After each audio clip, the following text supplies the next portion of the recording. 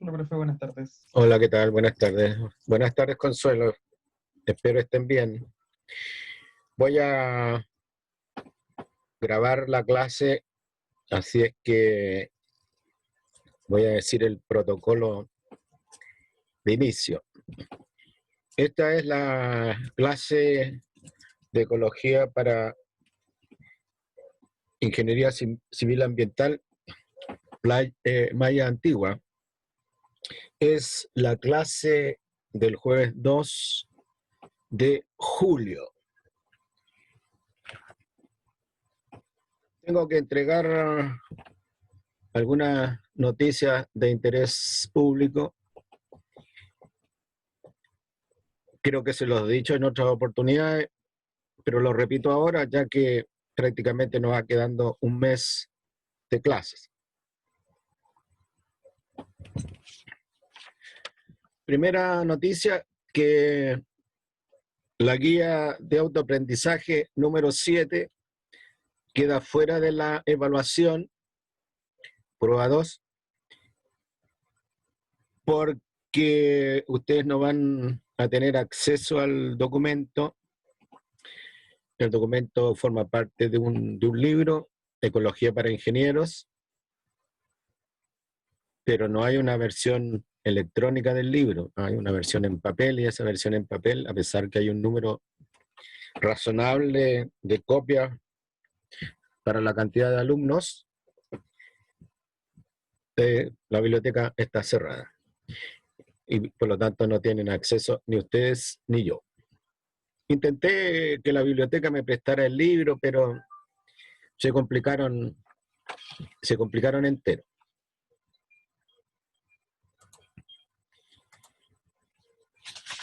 La segunda noticia es recordarles que tenemos la prueba número 2 el 23 de julio y por lo tanto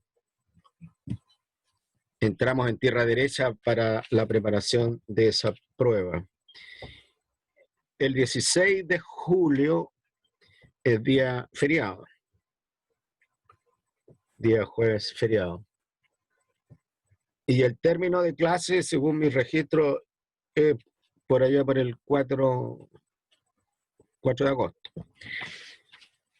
Entonces,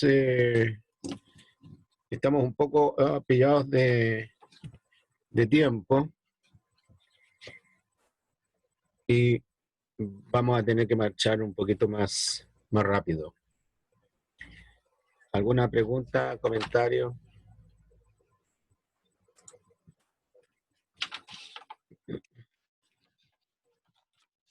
Jóvenes,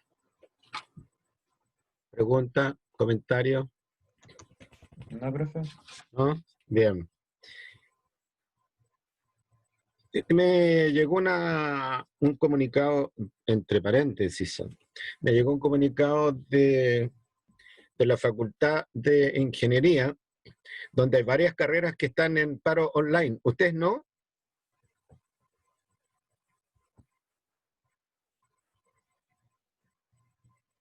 ¿Aló? Sí, profe, que lo escucho un poco cortado, disculpe. No, lo que estaba preguntando es si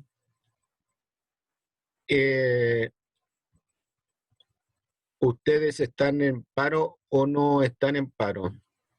Pero me llegó un comunicado de la decanatura donde dice que hay varias carreras que están en paro. Aparece mencionado ingeniería civil. Yo asumí que ustedes no están en paro porque entiendo yo que ingeniería civil ambiental es carrera aparte de la ingeniería civil, no forma parte de las ingenierías civiles que tienen una suerte de especialización o una orientación distinta. ¿Es eso correcto o no? Sí, profe, no estamos en paro nosotros. Bien, me parece muy bien.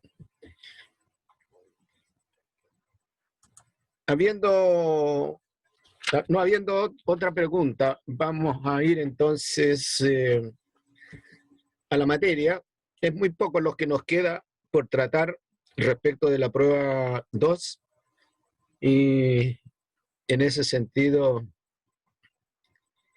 estoy tranquilo.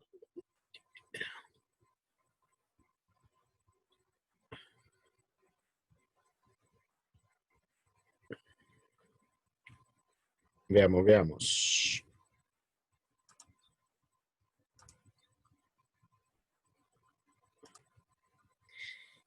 Ah,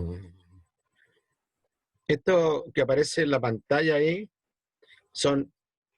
es parte de la segunda parte de la clase.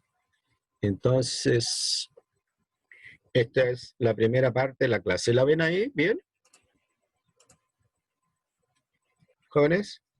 Se ve su carpeta de documentos, profe, no se ve la Ok, diapositiva. vamos a ir a...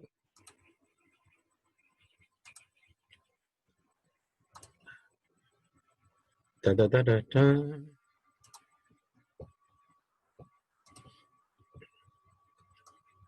Ya, Ahí sí ahora se sí. ve la diapo. Sí, gracias.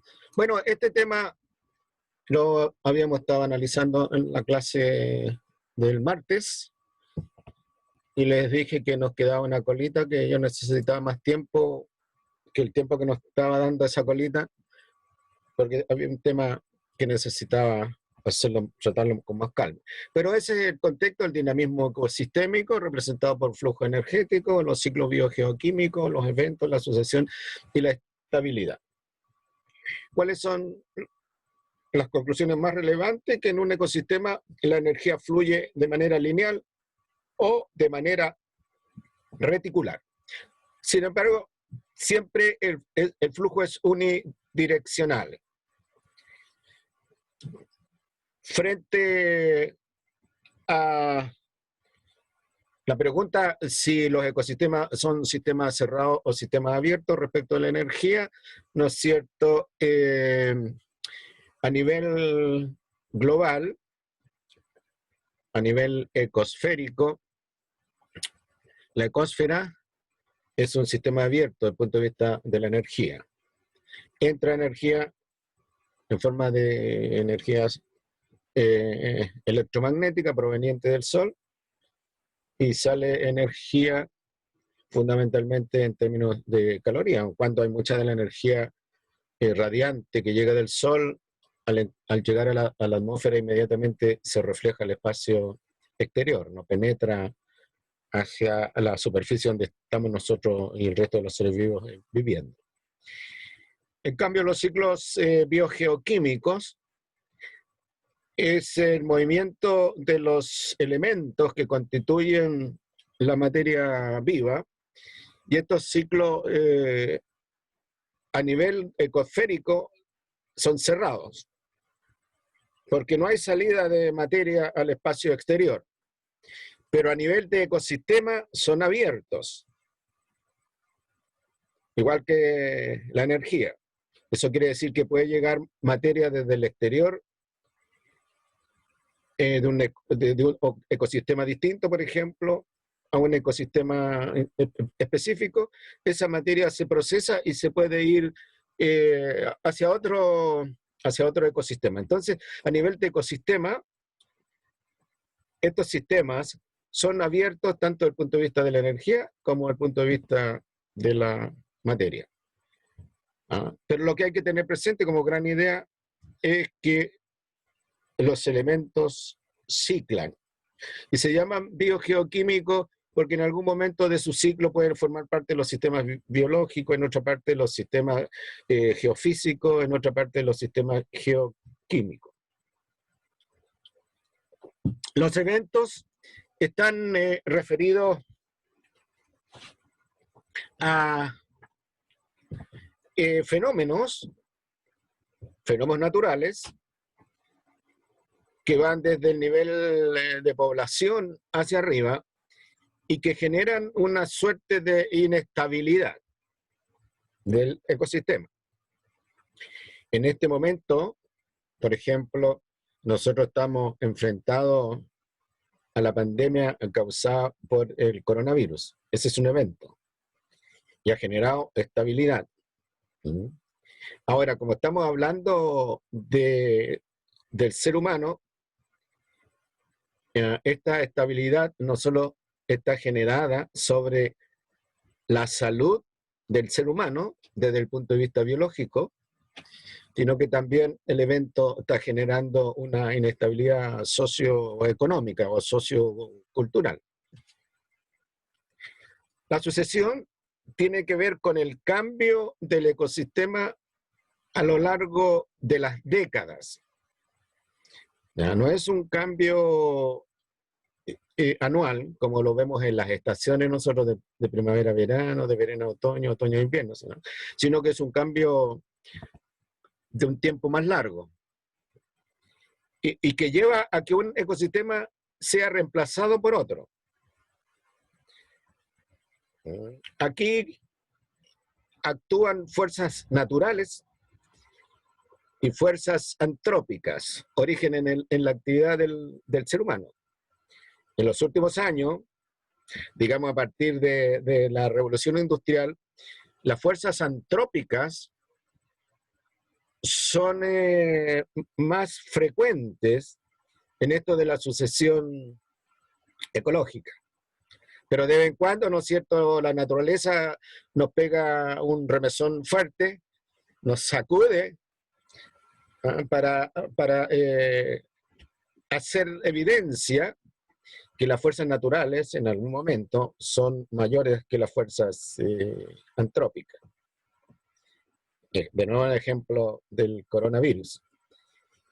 Una situación de sucesión ecológica que lo podemos ver acá es la situación de la bahía de Coquimbo, que en su origen era una bahía ocupada, me refiero a los orígenes de la ocupación de la bahía, ocupada por poca gente que pertenecían al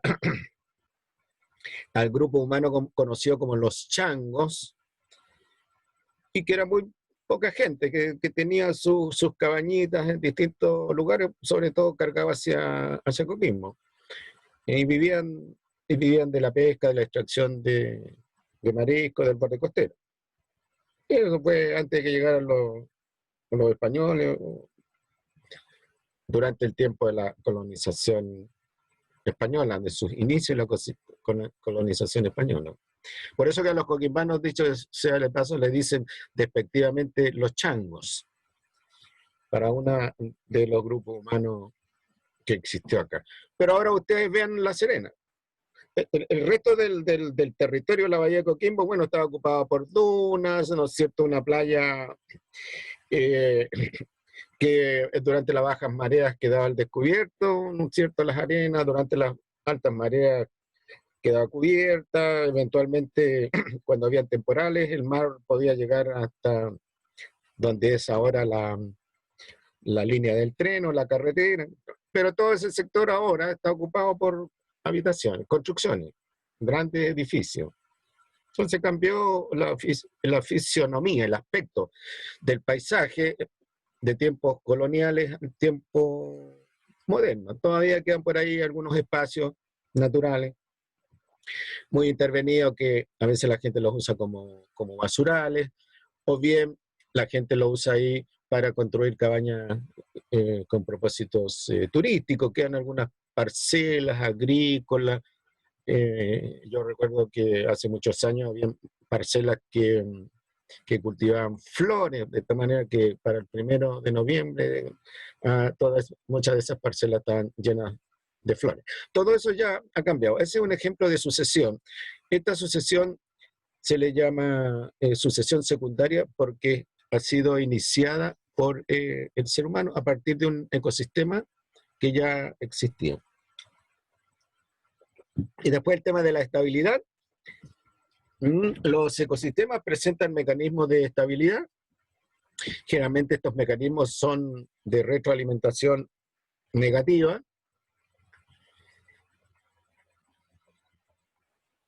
Y operan a nivel de poblaciones o a nivel de comunidades o a nivel de ecosistemas. Y hay eventos entonces que desestabilizan el ecosistema.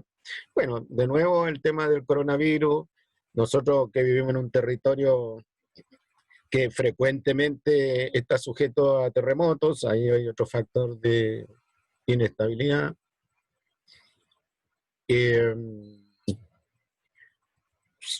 También estamos sujetos a los tsunamis, y hay otro factor de inestabilidad.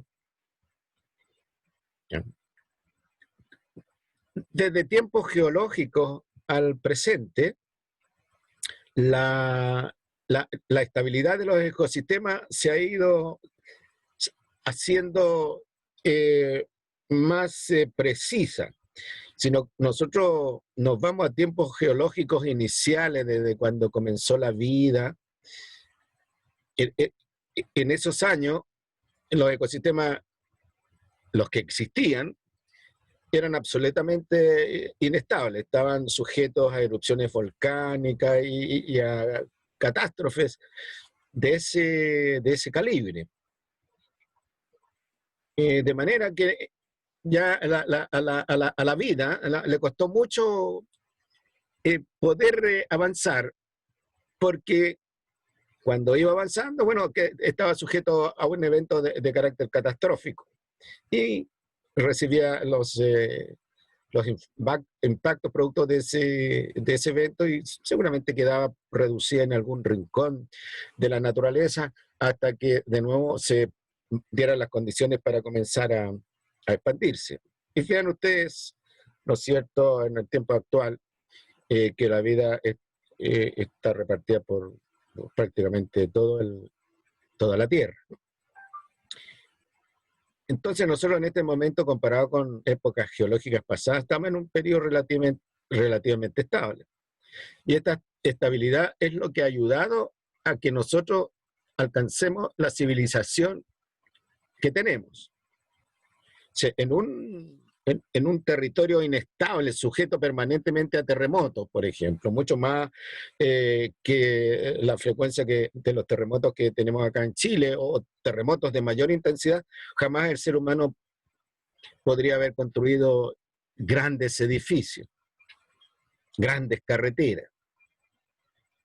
Ustedes, si recuerdan algunas películas de corte catastrófico, verán, ¿no es cierto?, los impactos que puede tener un gran terremoto o un gran tsunami. Pero eso no lo estamos experimentando en la actualidad.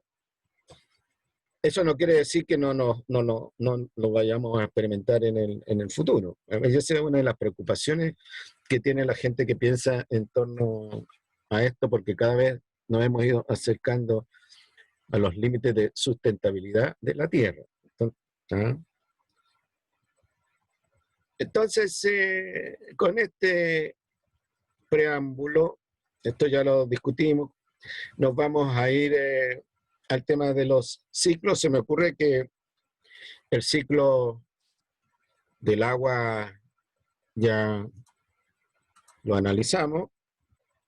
El ciclo del agua es relativamente simple.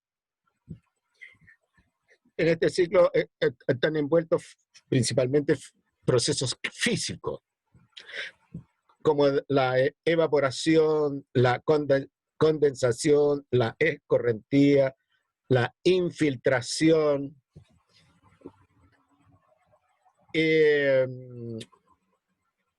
Estos procesos están representados en las flechas. Y procesos biológicos que tienen que ver con el ciclo del agua son fundamentalmente la absorción de agua de parte de las raíces de la vegetación y el fenómeno de la evapotranspiración, entendiendo por evapotranspiración un fenómeno que es entre físico y biológico. Físico porque los cuerpos de los seres vivos evaporan agua, pierden agua a través de procesos físicos. Y en el caso de la transpiración, bueno, los seres vivos pierden agua a través de procesos biológicos. Si usted va a la playa, en traje de baño, día de verano, se expone al sol y va a perder agua por transpiración y por evaporación. Y eso se llama evapotranspiración. Cuando usted corre, transpira y ahí está perdiendo más agua por transpiración que por evaporación. ¿Me entiende? Entonces, dos fenómenos biológicos importantes en el ciclo del agua: la evapotranspiración y la absorción, ya, de parte de las plantas mediante las raíces.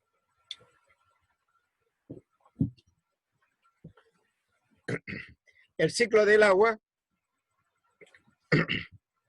es un ciclo relativamente equilibrado a nivel ecosférico, a nivel superior, porque el agua no escapa al espacio exterior. Si escapara, como en Marte, por ejemplo, en épocas geológicas primitivas de Marte, nosotros no estaríamos vivos. O a lo mejor habría otra forma de vida, pero en Marte todavía no se encuentra otra forma de vida que en un ambiente sin agua. Y deben tener que presente que el oxígeno y el hidrógeno, que son elementos importantes en la composición de muchas moléculas orgánicas, y por lo tanto formar parte de los cuerpos, están ligados al ciclo del agua, por la composición química del agua, H2O. El ciclo del carbono, y creo que ahí terminamos. ¿Alguna pregunta respecto del ciclo del agua?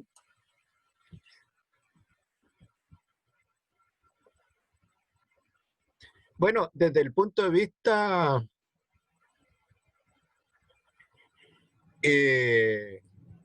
industrial, que interesa a los ingenieros, el agua es una sustancia fundamental para los procesos. Y por lo tanto, la disponibilidad de agua en el ecosistema determina el ritmo, la intensidad, el ritmo y la intensidad con que ciertos proyectos se llevan a cabo. El agua cada día está siendo un producto más caro. Por eso que uno en las casas tiene que ser ahorrativo con el agua, pues mucha del agua que nosotros consumimos está subsidiada por el Estado. Pero el agua está siendo un producto cada vez más escaso y caro, por lo tanto. Yo tengo entendido, por ejemplo, de eso no estoy muy seguro, pero algunos amigos me han contado que en el Valle del Elqui ya no hay agua libre, todo el agua tiene dueño. Y si usted se va a comprar un terrenito que no tiene agua, mejor uno se lo compre. Porque le pueden decir, mira, el agua es subterránea. Y uno le dice, así que tú puedes resolver el tema, el problema, haciendo hoyo hasta las napas freáticas y sacar agua. Pero eso no es cierto en todos los casos. Entonces yo tengo un par de amigos que no hayan qué hacer con su terreno, bueno, y se los compra. Bueno, dicen, bueno, la municipalidad te lleva agua, pero fuera que es caro también, imagínense, la municipalidad transportando un elemento vital hacia lugares, ¿no es cierto?, donde está escasa el agua. Esos terrenos, por supuesto, son muy baratos, pero es preferible no comprar esos terrenos por la falta de agua. Lo mismo pasa en el sector de secano. Se llaman tierras de secano aquellas tierras que se mojan solo por la lluvia. No hay agricultura bajo riego, secano. Entonces, los terrenos de secano, los que están al sur de la provincia de Coquimbo, todos están teniendo problemas de agua. Y es serio, serio. El ciclo del carbono. El ciclo del carbono también es un ciclo relativamente simple, ahí se ve como complejo porque están incorporadas algunas actividades humanas. Hay dos procesos ecológicos fundamentales en el ciclo del carbono. Uno de ellos es la fotosíntesis, ¿ya?, realizada por las plantas terrestres y por el fitoplancton que encontramos en la superficie del mar, donde el anhídrido carbónico se saca, en el caso de las plantas terrestres, de la atmósfera, y en el caso de las plantas del fitoplancton, del agua, donde está disuelto el carbono.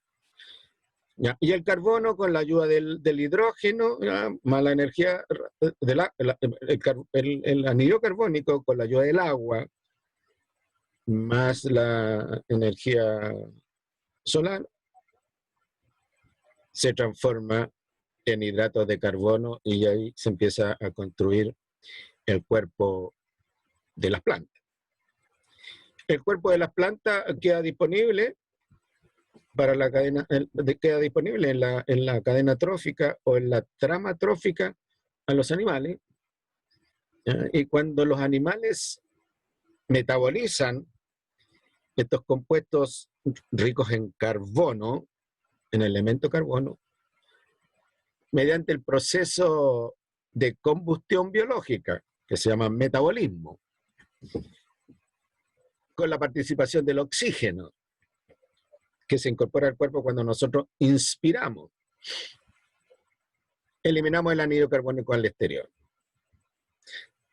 Si es un animal terrestre, cuando expiramos, eliminamos el anhídrido carbónico que se va a la atmósfera. Si somos un animal acuático, un pez, por ejemplo, cuando el pez expira, elimina anhídrido carbónico que se va al agua, se disuelve en el agua. Este es el ciclo del carbono. En cambio, hay algunos factores antrópicos que están relacionados con el uso de combustibles fósiles, con la actividad ingenieril, que contribuye a la concentración de anhídrido carbónico, sobre todo en la atmósfera. Y las torres que ven aquí representan ese papel. Entonces nosotros usamos combustible fósil para generar trabajo. La combustión de ese combustible fósil en la generación de trabajo libera agua, libera anhídrido carbónico y CO2. Y ese CO2 se reincorpora a la atmósfera.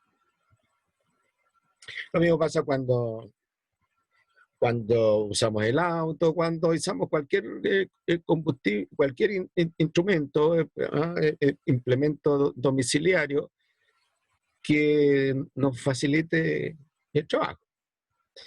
Recuerde usted que en la casa usamos nosotros mucho elemento eléctrico para facilitarnos el trabajo. Lavadora, por ejemplo, refrigeradores, cocinas, qué sé yo. Pero esos implementos domésticos que funcionan con energía eléctrica, bueno, la energía eléctrica puede ser generada por plantas termoeléctricas, es decir, plantas que queman carbón para producir electricidad. Y en esa quemazón de carbón, el anhídrido carbónico se incorpora a la atmósfera. Otras acciones a través del cual el anhídrido carbónico se incorpora a la atmósfera son los incendios forestales, o el quemar leña o carbón para calentar la casa. Por eso que está prohibido, antes se hacía, está prohibido quemar los rastrojos de los sectores cultivados, el remanente que queda ahí después de haber sacado lo que interesa. Porque es una carga adicional de anhídrido carbónico que se va a la atmósfera. ¿Cuál es uno de los principales efectos del anhídrido carbónico en la atmósfera? Que aumenta el efecto de invernadero. hace más gruesa la atmósfera para la pérdida de calor, de tal manera que el calor, en vez de salir al espacio exterior, queda ahí y se devuelve hacia nosotros.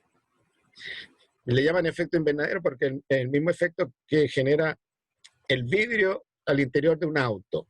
Si usted deja, ¿no es cierto?, un perrito en el interior del auto durante un par de horas en pleno verano, la radiación solar pasa al interior del auto, el calor que se genera no sale al exterior del auto a la misma velocidad con que está subiendo la temperatura dentro del auto. Bueno, y el perro puede morir cocinado, pues puede morir por sobrecalentamiento de su cuerpo. Ha pasado casos con niños. Bueno, los niños creo que no han alcanzado a morir, pero cuando los sacan ahí, salen muy deshidratados, casi inconscientes.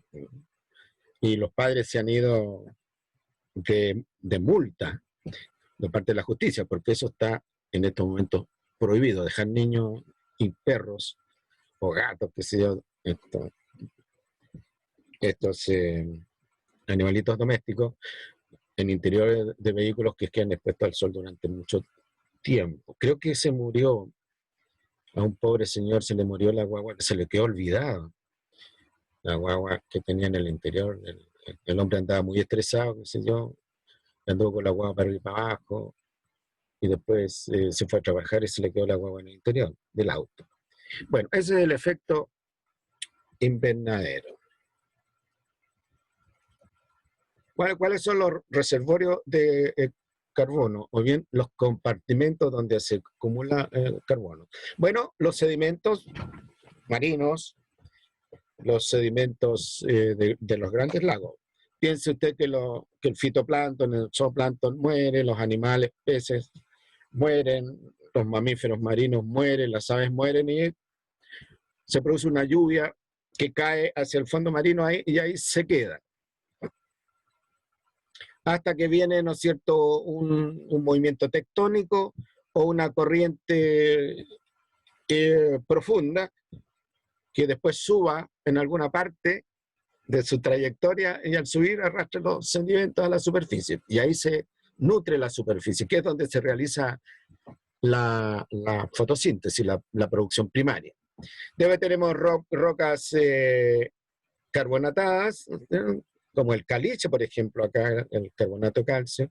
Esto con que hacen la cal. Si usted se va al sur por la carretera panamericana, verá que en la superficie del suelo hay unas rocas que son blancas. Ese es carbonato de calcio, que también se llama caliche. No es el mismo caliche del salitre. También las conchas de molusco, por ejemplo, con la presión del suelo, conchas que quedan ubicadas más abajo de las capas superiores, la presión de las capas superiores y ciertos procesos geofísicos transforman a las conchas de marisco en rocas carbonatadas. Si usted se mete por la quebrada del Culebrón hacia Pan de Azúcar, notará varios estratos ahí y podrá observar muchas conchas de locos, de lapas, etcétera, que están ya transformadas en roca. El humus del suelo. El humus es materia orgánica en descomposición, pero no es materia orgánica que esté en las etapas de descomposición, en las primeras etapas de descomposición, ni tampoco en las últimas.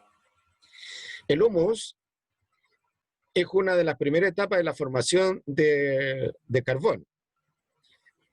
Entonces, en las capas, sobre todo en las capas del suelo de bosques, el humo está presente como en la tercera capa, de arriba hacia abajo. La primera capa es la capa donde tiene las hojas que están recién caídas. Y después, ¿no es cierto?, por procesos biológicos y geofísicos, esas hojas se van transformando y se van transformando en una capa de color oscuro, que no se distingue claramente si es hoja o no, etcétera.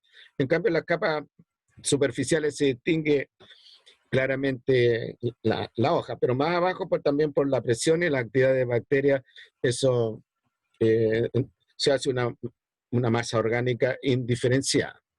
Ahora, con el correr de los años, tiempo geológico y con la presión de las capas superiores, eso se transforma en petróleo. En el sur de Chile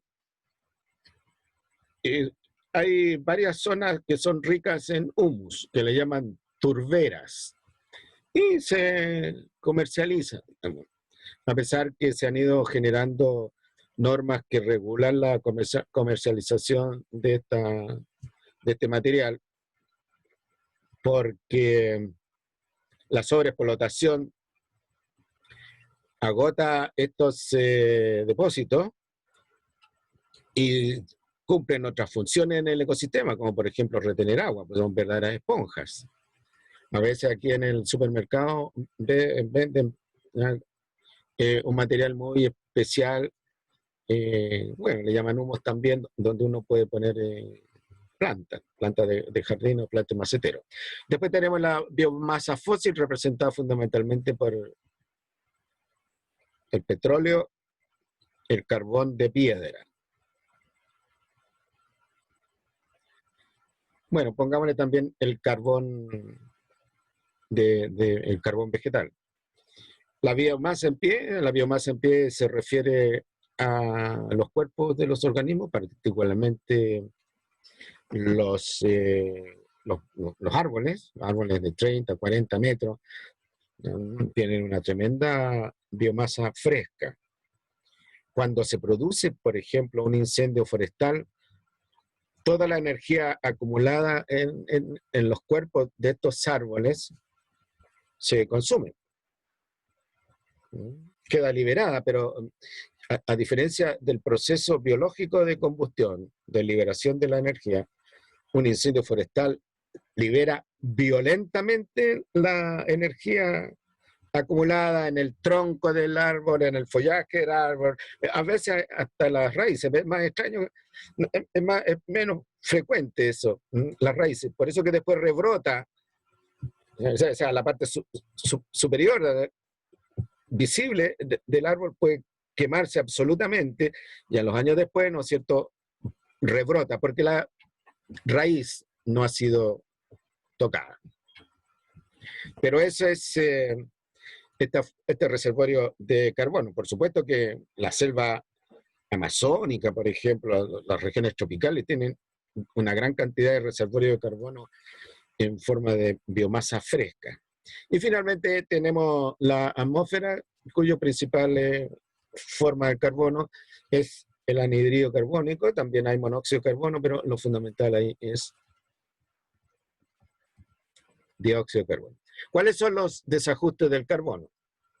La atmósfera, en términos de carbono, contiene anhídrido carbónico, ya le dije, monóxido de carbono, oso, CO2, CO, y metano, CH4. El datito que le estoy mostrando yo, que desde mediados del siglo XVIII, el CO2 atmosférico ha aumentado el 32%, es decir, desde el inicio de la revolución industrial, 32%. Y el metano, un 151%. El metano tiene un efecto invernadero 35 veces mayor que el CO2. ¿Por qué el metano? Las dos principales fuentes de metano son los humedales. Humedales han existido siempre. Piensen que en épocas geológicas pasadas, la Tierra estaba conformada en un gran humedal. ¿Ya? Habían grandes territorios ocupados por humedales. De tal manera que el metano tenía niveles elevados en la atmósfera y había un efecto invernadero bastante intenso en esos años, épocas geológicas pasadas. Pero fue bajando el metano, ¿no es cierto? Porque a medida que se fueron secando los humedales, fue bajando el metano. La otra fuente de metano son las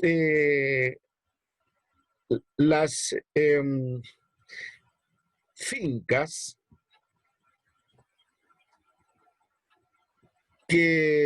donde se cría ganado, rumiantes, vacas. Estos animales, para poder digerir los alimentos, realizan un proceso que se llama la rumia, y la rumia es fundamentalmente llevada a cabo por bacterias que digieren la celulosa de la gran cantidad de comida que estos animales consumen. Por eso que las vacas recién comidas se tienen que ir a echar en algún lugar para que puedan actuar los microorganismos, fundamentalmente bacterias que digieren la celulosa, la lignina y dejan moléculas orgánicas que digieren la celulosa y la lignina, la transforman en moléculas orgánicas más fáciles que pasan al torrente sanguíneo. El animal está rumiando ahí. Y en este proceso de rumia se generan una gran cantidad de gases producto de la actividad bacteriana. Piensen que el estómago de estos animales es un verdadero digestor, un digestor biológico a temperatura corporal del animal. De tal manera que la descomposición es bastante acelerada y produce una gran cantidad de gases, y esos gases son eliminados al exterior por el ano de los animales. Y ahí se va el metano hacia la atmósfera. Son las grandes fincas que hay, por ejemplo, en Venezuela, en Brasil, en Estados Unidos, en Nueva Zelanda, en Argentina, donde se cría ganado en grandes cantidades, ¿no? Sobre todo para la producción de carne y leche. Ahora, procesos que alteran el ciclo del carbono. Bueno, tenemos la deforestación, tenemos la alteración de la capacidad fotosintética de los océanos, la combustión a tasas superiores a las tasas de reciclaje mediante procesos naturales, la producción de metano a ritmo superior a lo que es reciclado mediante procesos naturales, y la ralentización o disminución de la velocidad de la fotosíntesis. Ahora bien,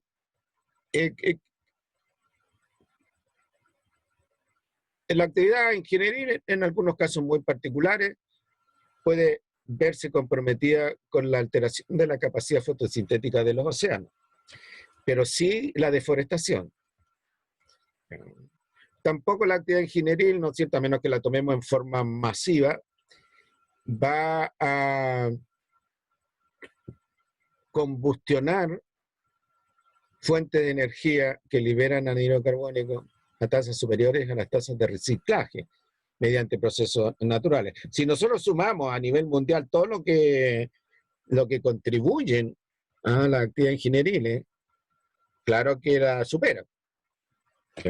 Pero en caso de un proyecto no. La producción de metano tiene que ser un proyecto muy específico donde esté involucrada y la ralentización de la fotosíntesis, bueno, sobre todo asociado al tema de la forestación.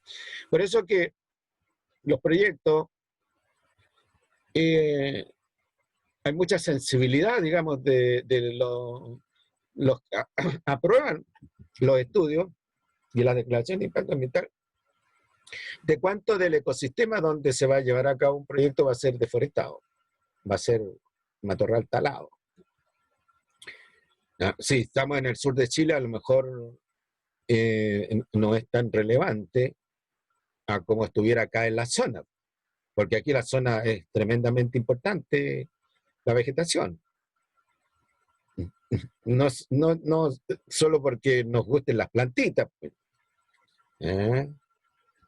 Sino porque tienen un tremendo rol ecológico en un ambiente desértico como el que estamos viviendo nosotros. Y note que gran parte de la actividad minera está llevada a cabo en un ambiente desértico, en la alta montaña, donde la vegetación es aún más escasa. Entonces, cuando los proyectos proponen deforestar, talar una gran proporción de terreno, bueno, se le exige a los proponentes del proyecto que hagan una serie de acciones mitigantes o de indemnización respecto de la vegetación.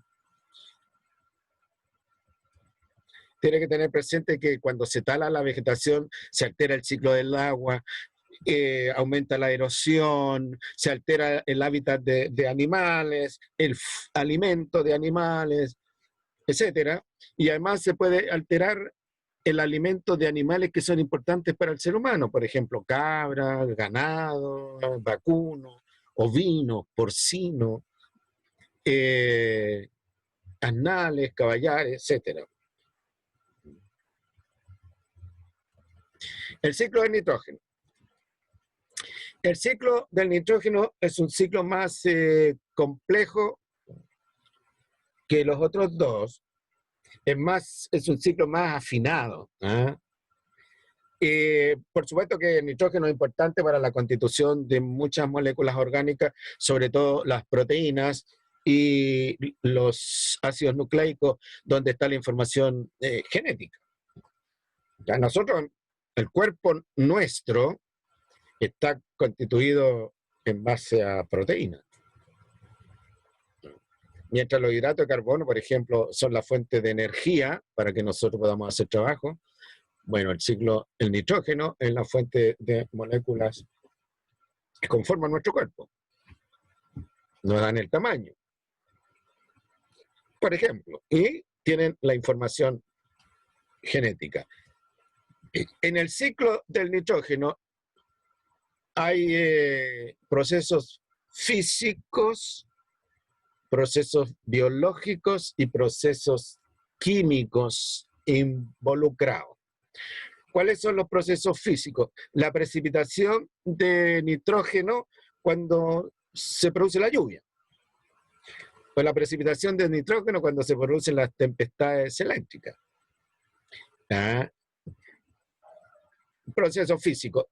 También hay pérdida de nitrógeno de parte del suelo, ¿ya? Por acción de la radiación solar. Pues la radiación solar calienta la superficie del suelo y puede que el nitrógeno que esté ahí se transforme en amoníaco y eso se va a la atmósfera.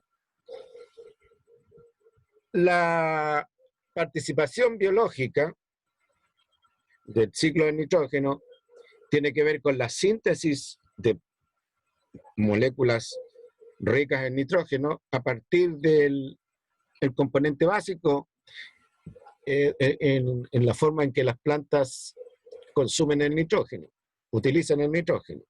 Y esto es el nitrato. Las plantas absorben nitrógeno en la forma de nitrato. ¿Ya? Entonces, en azul está indicado uno de los ciclos del nitrógeno, en azul oscuro. Tenemos, ahí ten, el nitrato. Las plantas absorben el nitrato mediante la absorción de agua, el nitrato del suelo, y las plantas utilizan ese nitrato para elaborar su cuerpo, sus tejidos, sus órganos. ¿Ya? Y las plantas, algunas plantas, las leguminosas, pueden fijar, a ver, voy a decirlo de otra manera, en algunas plantas, las leguminosas, viven bacterias en sus raíces que fijan el nitrógeno de la atmósfera. El nitrógeno de la atmósfera está en la forma de gas. Estas bacterias se conocen con el nombre de bacterias fijadoras de nitrógeno. Y ahí ese nitrógeno sufre proceso de descomposición, proceso de transformación química, terminando en nitrato, que puede ser reutilizado por las plantas. El cuerpo de las plantas es consumido por animales herbívoros. Estos usan las moléculas ricas en nitrógeno para construir sus propias proteínas, y cuando estos animales mueren, se va al ciclo de la descomposición, donde esos cuerpos muertos son atacados o procesados, mejor dicho, con bacterias que los restos de materia orgánica ricos en nitrógeno son transformados en amoníaco. Amonificación, eso es, amonificación. Hay otra bacteria que transforman el amoníaco en nitrito.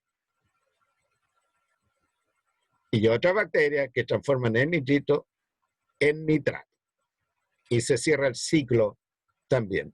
Por supuesto, como decía hace un momento, tanto las plantas como los animales mueren y se entra a la cadena trófica de la descomposición y después del asunto de la mineralización, y ahí actúan las bacterias de la amonificación, lo que está en verde. También los animales exudan o eliminan desechos del metabolismo de las proteínas. Por ejemplo, nosotros eliminamos mediante la orina un compuesto rico en nitrógeno, como la urea. ¿Ya? Y esta urea, ¿no es cierto?, la orina, sale por el sistema de drenaje de los baños, ¿no es cierto?, hacia las plantas de tratamiento, y ahí se produce una acción bacteriana donde la urea la transforma en amoníaco, el amoníaco de nuevo en amonio, eso es amonio, de ahí el amonio lo transforma en amoníaco y la bacteria en nitritos y de ahí a nitratos. Entonces ya tenemos otro tipo de bacterias, fuera de las bacterias fijadoras de nitrógeno, sino las bacterias amonificantes, y bacterias nitrosantes. Las bacterias amonificantes son aquellas bacterias que transforman la urea, por ejemplo, en amoníaco, y las nitrosantes son aquellas bacterias que transforman el amoníaco en nitrito. Y después tenemos las bacterias nitrificantes, que son las bacterias que transforman el nitrito en nitrato. Ya. También hay bacterias que descomponen el nitrito el nitrato en nitrito, y el nitrito en amoníaco, y el amoníaco en nitrógeno que se va a la atmósfera. Esas son las bacterias denitrificantes. Entonces, para un ecosistema, las bacterias que tienen que ver con el ciclo del nitrógeno son particularmente importantes, porque de otra manera se bloquea el ciclo del nitrógeno, las plantas no pueden recibir el nitrato, tal que las plantas no puedan transformar el nitrato en moléculas orgánicas ricas en nitrógeno. Y todo eso, por supuesto, que se conduce hacia la parte superior de la cadena trófica. Bueno, los agricultores, cuando los suelos están pobres en nitrógeno, los fertilizan con urea o bien con salitre. Recuerden que nosotros, un tercio del territorio chileno, la parte superior nuestra, la parte del norte, bueno, somos ricos en salitre. Pero lamentablemente los alemanes descubrieron la forma de hacer un nitrato más barato en laboratorio. Pero ahí nosotros tenemos una riqueza, salitre, que en cualquier momento se puede volver a transformar en cierto, como la riqueza, como el cobre. En Europa, este salitre en época de la Guerra del Pacífico o años antes se conocía con el nombre del salitre de Chile. Eh, Ahora se reemplaza, ¿no es cierto?, el fertilizante rico en nitrógeno por urea. Eso por supuesto que es más caro. Mm. Es bastante más caro porque es producto de la actividad de laboratorio. Entonces, en resumen, hay procesos en el ciclo de nitrógeno, hay procesos físicos, químicos y biológicos que intervienen. Y en los biológicos, además de la interacción entre la planta y los animales que se comen a la planta y los animales que se comen a los animales, así sucesivamente, hay bacterias que hasta el momento en los ciclos anteriores no lo hemos detectado, nos han hecho presentes. Por supuesto que el anhídrido carbono, el carbono presente en las moléculas orgánicas de un cuerpo muerto es atacado por bacterias, ¿ah? Y esas bacterias, ¿ah?, al combustionar, al liberar la energía, bueno, van agregando CO2 a la atmósfera.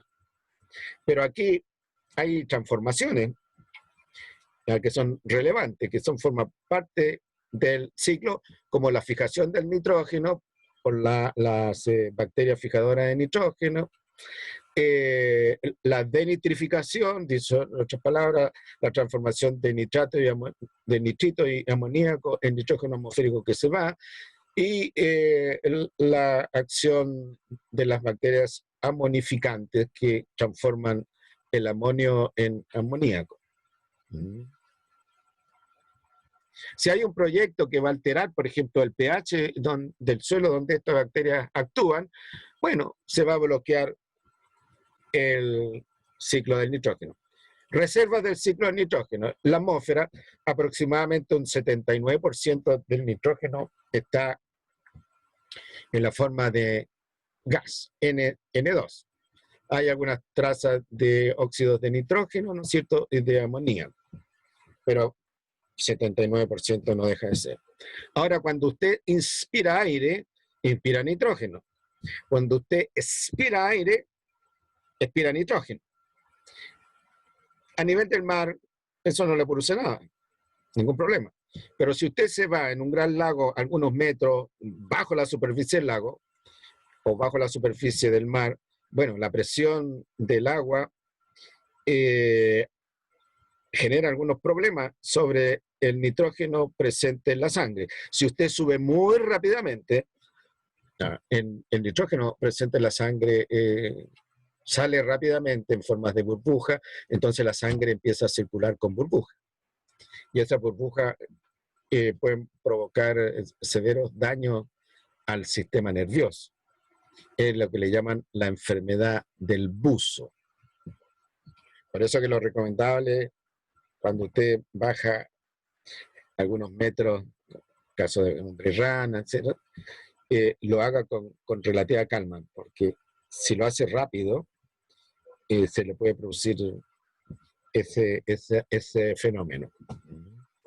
Bueno, y los señores, por ejemplo, aquellos que sacaban ostras perlíferas, que lo hacían así nomás, ¿ya? Y los tipos subían rápido, y a veces no tan rápido, pero con los años, ¿no es cierto?, se transformaron, ya no hay tantos pescadores de perlas en esas condiciones, que se tiraban con calzoncillos y con lastres de piedra. Ya, y se transformaron en gente a los 40, 45 años, en viejos que apenas podían caminar, apenas podían hablar, por la enfermedad del buzo, o la enfermedad del extractor de perlas. Ahora, factores que potencian el desequilibrio del nitrógeno, ya que hay varias actividades ingenieriles que tienen la potencialidad de alterar el equilibrio del nitrógeno. El incremento de la temperatura, ya sea porque se acelera la descomposición, y ya sea porque se produce estratificación. Esto en el caso de los cuerpos de agua. Lagos, por ejemplo, tranques, mares. Por estratificación se entiende la conformación de estratos con diferente temperatura del agua. Y esto se ve cuando la superficie del cuerpo de agua se congela.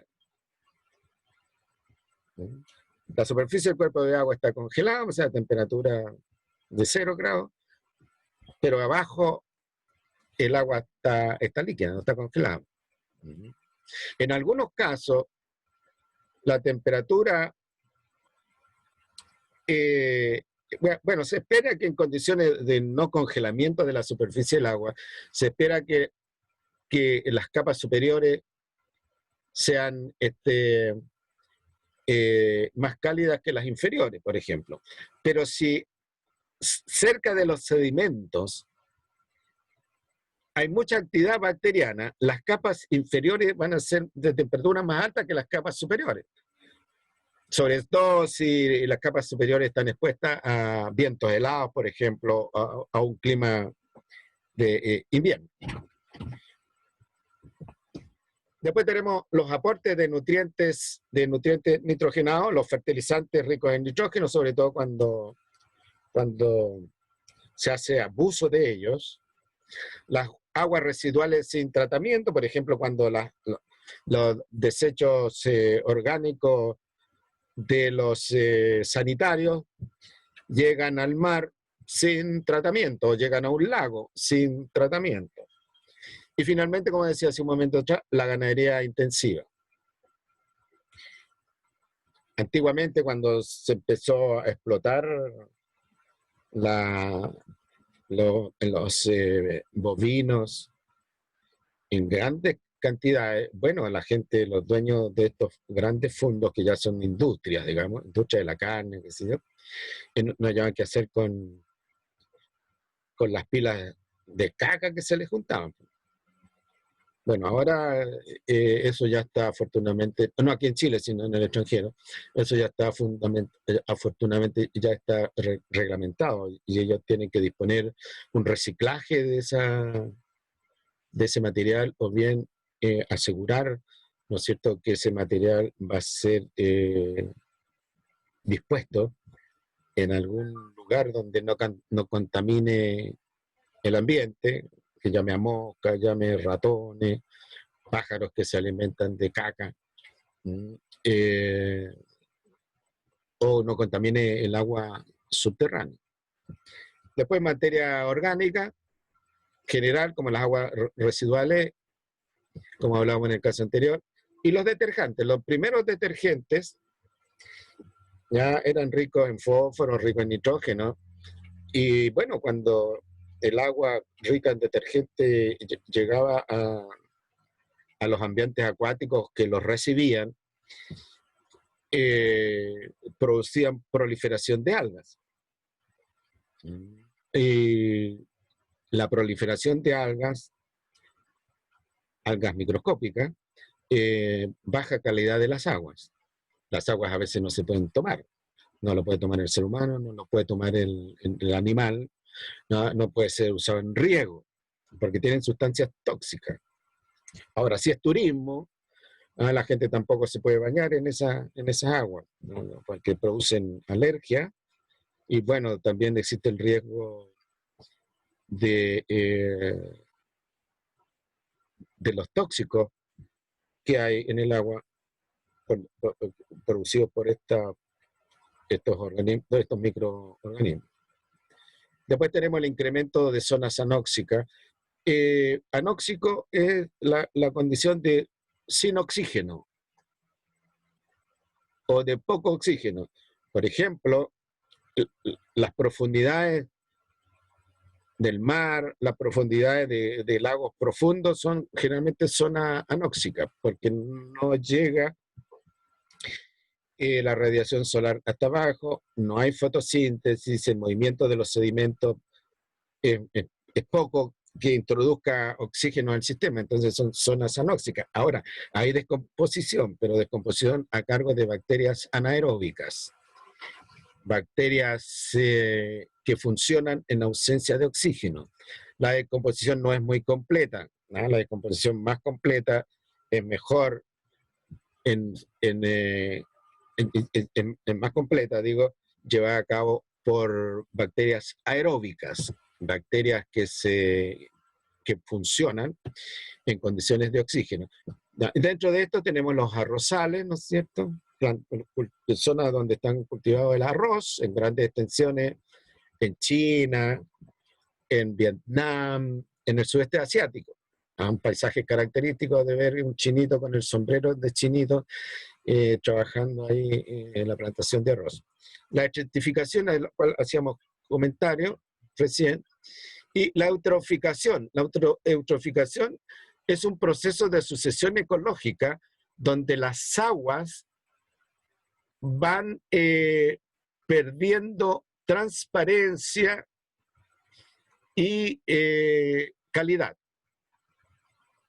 como aguas de turismo, aguas para la ingesta humana, para la ingesta de animales,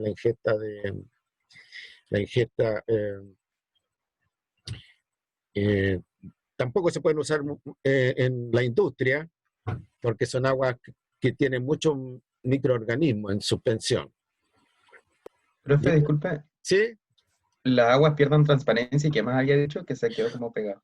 Las aguas pierden transparencia, pierden calidad, se llenan de sustancias tóxicas y pierden,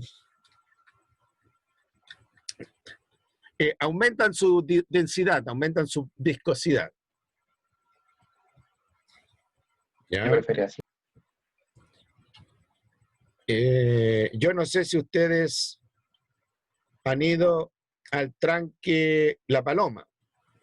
Ese es un tranque con aguas más eutroficadas que lo que es el tranque Puclaro. ¿Ya? Entonces, cuando uno se va acercando al tranque Puclaro, siente un olor especial de aguas como descompuestas, cosa que en el tranque Puclaro todavía no se nota. Y si uno mira, notará que las aguas del tranque son un poco más transparentes, la luz llega más abajo que las aguas del tranque La Paloma. Bueno, y respecto del sabor, bueno, en general estas aguas eutroficadas tienen sabor a agua descompuesta.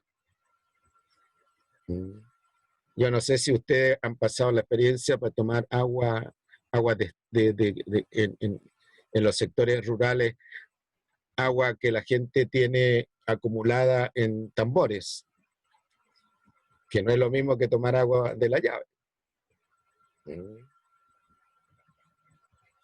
Precisamente el agua en los tambores corre el riesgo que sea agua que rápidamente se descompone, se echa a perder. Y después tenemos la sobrecarga. Finalmente, como le dije, en un estado de sucesión, finalmente los lagos eutroficados terminan en pantanos. Y recuerden que uno de los gases que salen de los pantanos en cantidad importante es el metano, de tal manera que uno se va acercando a esos cuerpos de agua eutroficados, entonces empieza a sentir olores a metano. Y finalmente, si la eutroficación avanza, ese lago eutroficado, transformado en un pantano, se transforma después en un pastizal, una zona donde hay pasto. Y después ese antiguo lago eutroficado se transforma en un matorral donde hay arbustos. Y en un tiempo posterior, esto por supuesto toma décadas, en un tiempo superior, este matorral se transforma en un bosque. ¿Ya? Y cuando ya está el suelo consolidado, lo suficientemente duro, bueno, puede llegar el ser humano, cortar el bosque e instalar una ciudad ahí. Entonces, en Miami, por ejemplo, en sus orígenes, ese sector de Florida, el Golfo de México, que son tierras más bajas en términos en comparación al nivel del mar, originalmente fueron lagos, lagunas, después pantanos, ¿ya? Todavía está lleno de pantanos, todavía hay lagos, qué sé yo, pero son lagos eutroficados. Y ciudades, Miami y otras ciudades que están en ese sector. Ahora con el aumento de la temperatura, y si se empiezan a derretir los hielos polares, bueno, esa zona va a ser una de las primeras zonas inundadas. Eso ya está más claro que el agua. ¿Cuándo va a ocurrir eso? Dentro de los próximos 100 años, los próximos 200 años, no sé. Ya por ahí hay algunos modelos que predicen el tiempo, ¿no? Y no es tan lejos la cuestión. Ya el mar se va a meter ya por el Golfo de México hacia el interior. Además, esa cosa está cerca del trópico, ¿no es cierto?, a elevadas temperaturas. ¿No? Todo eso favorece la formación de humedales, digamos, y si sigue avanzando la cosa, la formación de lagos, y bueno, el proceso inverso. Pero en estos momentos esa zona está llena de pantanos, por supuesto casas, qué sé yo, ciudades, y por ahí quedan algunos lagos, pero que son más bien eutróficos. En cambio, en el sur de Chile, en el mero sur de Chile, tenemos lagos, donde son lagos oligotróficos, ¿ah? O distróficos, que son las primeras etapas de la sucesión de un lago ya hacia transformarse en un sistema terrestre propiamente tal. Entonces son lagos fríos, transparentes, con pocos peces, pero peces especiales, ¿no es cierto?, con mucho endemismo, la gente se puede bañar, a gozar de esos lagos, sin problema, digamos, ¿no? Ahora, a veces es peligroso bañarse en los lagos eutroficados, porque como el agua es densa, nadar es difícil. Por eso que hay muchas normas respecto al uso de lagos o cuerpos de agua eutroficados. Bueno, la gente se puede enfermar por alergias a la piel, se puede intoxicar, no se puede beber agua en algunas ocasiones, etc. El ciclo del fósforo. El ciclo del fósforo es un ciclo que depende de dos fenómenos. Uno es un fenómeno geofísico y otro un fenómeno biológico. El fenómeno geofísico, del cual depende el ciclo del fósforo, son los movimientos tectónicos, los movimientos de las capas tectónicas que llevan rocas ricas en fósforo a la superficie y quedan expuestas entonces a la erosión del viento, la erosión del agua. Y ahí, ¿no es cierto?, el fósforo de la roca fosfatada queda disponible en la forma de fosfato. Y así lo usan las plantas, forma de fosfato. Y el factor biológico que incide sobre el ciclo del fósforo son el papel que cumplen las aves guaneras, las aves marinas. Estas aves, al consumir peces ricos en compuestos fosfatados, y las aves al irse a anidar a la costa, al alimentar a las crías, etcétera, al defecar, transportan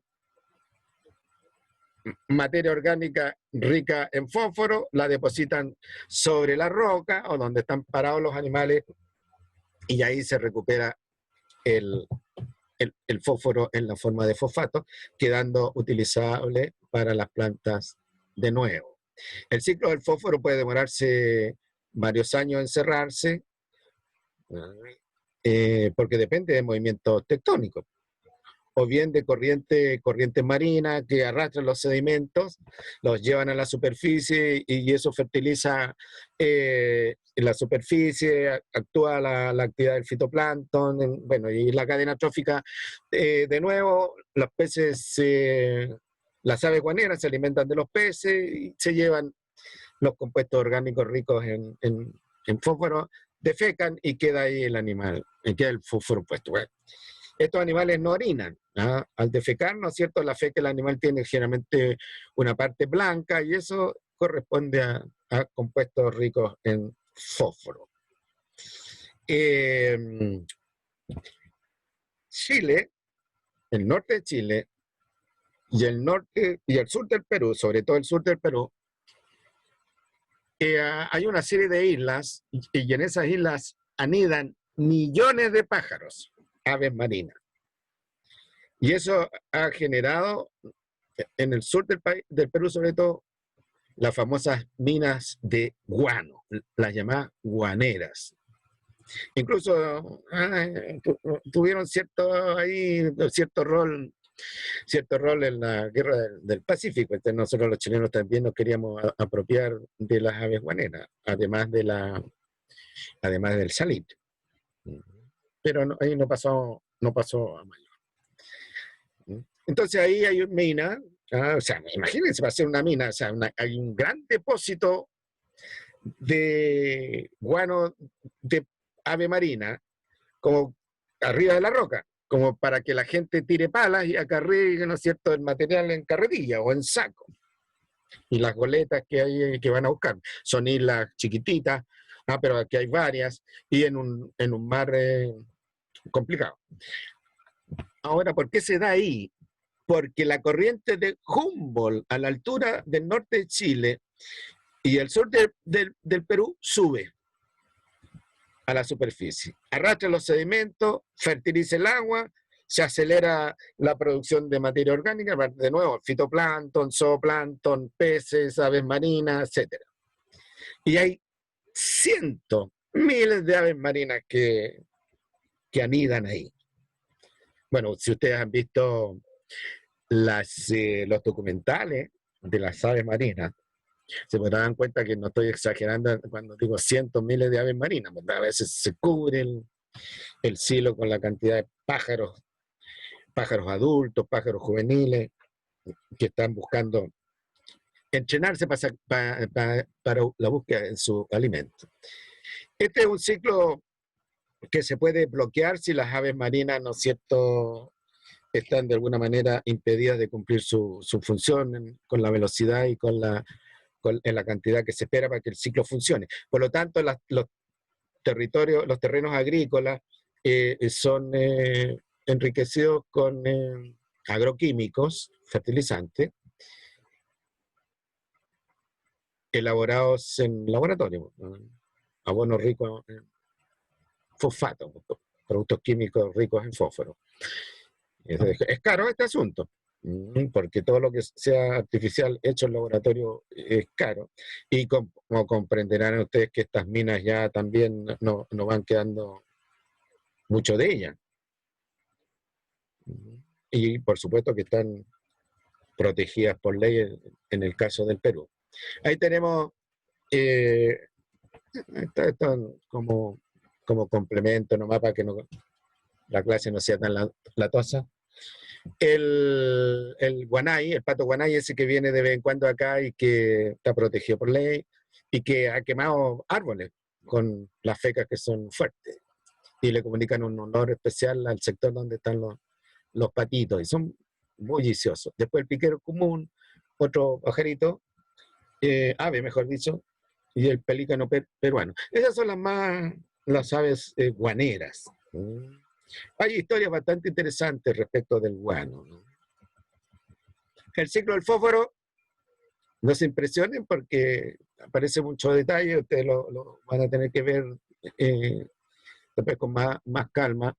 ¿Cuál es la importancia del ciclo del fósforo con la actividad ingenieril? Que mucho del combustible fósil que se usa es rico en compuestos químicos que son ricos en azufre. Entonces, cuando se combustionan, fuera del CO2, fuera del agua, fuera del calor, se incorporan a la atmósfera productos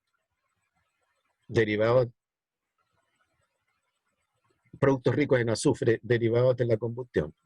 Uno de estos productos ricos en azufre son los sulfatos que disueltos en la atmósfera se transforman en ácido sulfídrico.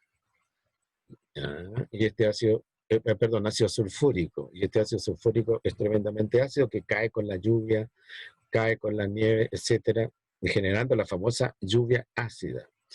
Otro compuesto rico en azufre es el dióxido de azufre, que también se va a la atmósfera, se transforma químicamente en ácido sulfúrico y precipita generando la lluvia ácida que quema los cultivos, acidifica el suelo, acidifica el agua, etcétera, con un alto costo para los agricultores.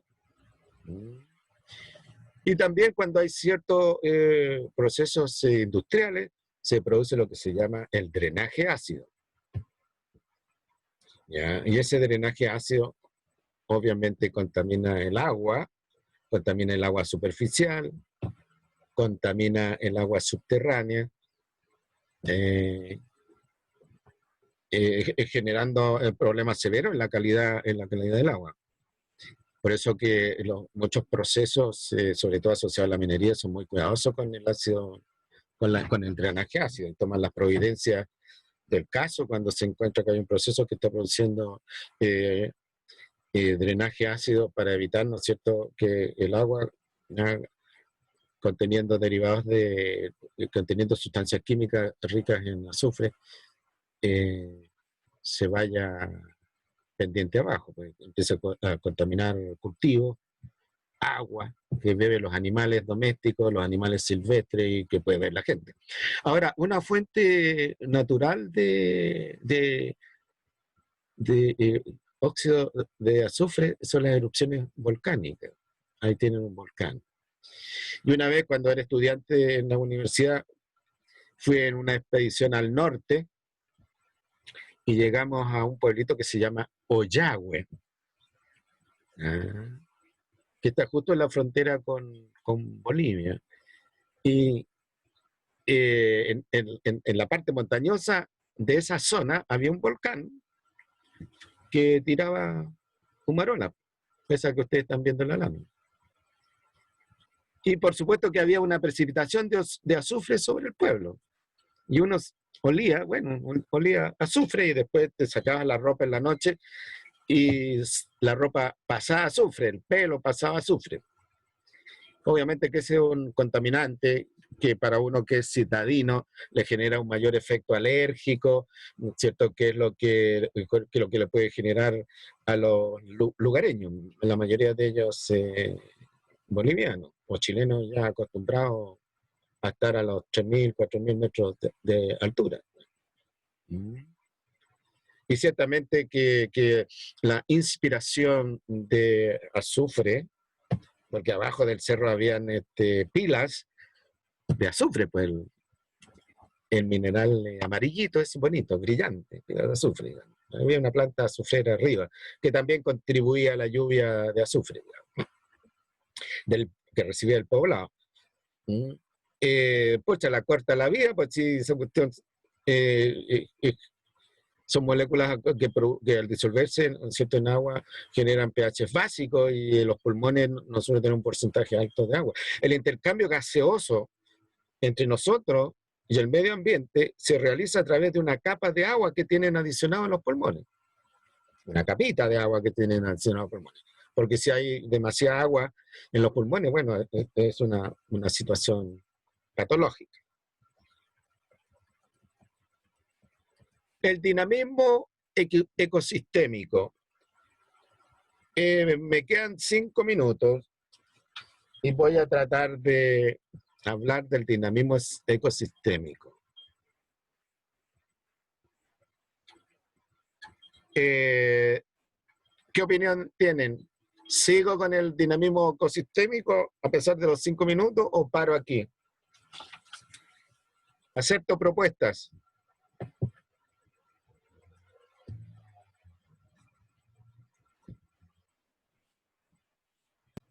Profe, ¿podría seguir y retomarlo la clase siguiente desde Ok. el principio? El dinamismo bueno, los ecosistemas no son estáticos. Ya lo hemos visto. Si usted mira, qué sé yo, un ecosistema a lo largo de un año va a ver, como dije, que cambia de primavera a verano, hay viento, hay momentos en que la radiación solar es intensa, en otros momentos la radiación solar es menos intensa. Usted no ve el proceso de fotosíntesis, ¿no es cierto? Pero se lo puede imaginar. Y en primavera, ¿no es cierto? Puede ver que hay mayor cantidad de animales, que hay flores, incluso uno mismo se alegra y se pone más dinámico. Eso es el dinamismo del ecosistema en relación a los eventos naturales. Se entiende por evento natural un fenómeno de carácter eventual, no rutinario, eventual, de ahí viene la palabra evento. Un fenómeno natural de carácter eventual. Y nosotros lo podemos separar en estos eventos naturales de naturaleza meteorológica o climática, de naturaleza geofísica o litosférica, de naturaleza biológica y aquellos que son una mezcla de los de arriba. Dentro de los eventos de naturaleza meteorológica o climática tenemos los tornados, los huracanes, los tifones, los monzones, la sequía, las tempestades y eventos menores como por ejemplo las heladas que a veces hay en el Valle del Elqui. Ahora, de estos que yo le he nombrado, bueno, nosotros estamos sujetos fundamentalmente al tema de la sequía. Es un fenómeno natural recurrente, a pesar de ser eventual. Y claro, de vez en cuando nosotros de vez en cuando nosotros experimentamos tempestades, sobre todo en la alta cordillera. Rayos, tornados y grandes chaparrones de agua. Por lo general, las tempestades aquí en la zona del Valle del Elqui nos llegan abajo. Raramente, bueno, nosotros podemos escuchar los truenos y ver los relámpagos, sentir los relámpagos, ya, pero generalmente ocurren en la alta montaña.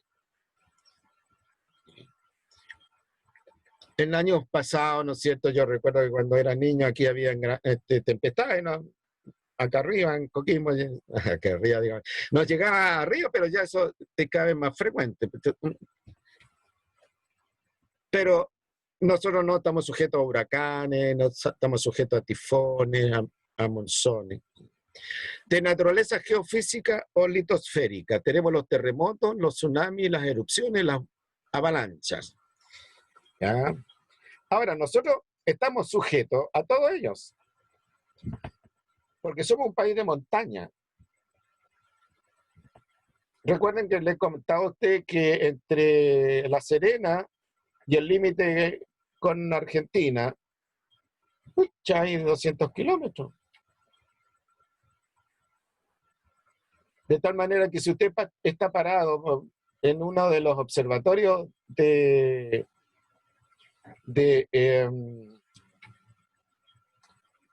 en uno de los observatorios que están en el Valle del Elqui, ¿ya? Que es lo que me pasaba a mí, se puede ver el mar en un día claro, atravesar 200 kilómetros. ¿Para qué decir que estamos sujetos a los terremotos y los pequeños eventos como los temblores? Anoche nomás hubo un temblorcito y yo estoy echando de menos el terremoto. Los tsunamis, ¿para qué decir? Las erupciones volcánicas, ¿para qué decir en el sur de Chile? Las avalanchas, por ser un país montañoso con montañas altas, bueno, las avalanchas son relativamente frecuentes. No adquieren la espectacularidad de las erupciones volcánicas, los tsunamis y los terremotos, porque las avalanchas ocupan un territorio, ocupan un espacio, mejor dicho, relativamente pequeño comparado con los otros. Pero a veces se produce la avalancha en una minera y ahí mueren, qué sé yo, 5 personas, por dar un ejemplo. Y ahí ya es una noticia, por lo menos, de carácter local. Cuando se viene ya un manto de nieve encima de lo que está más abajo.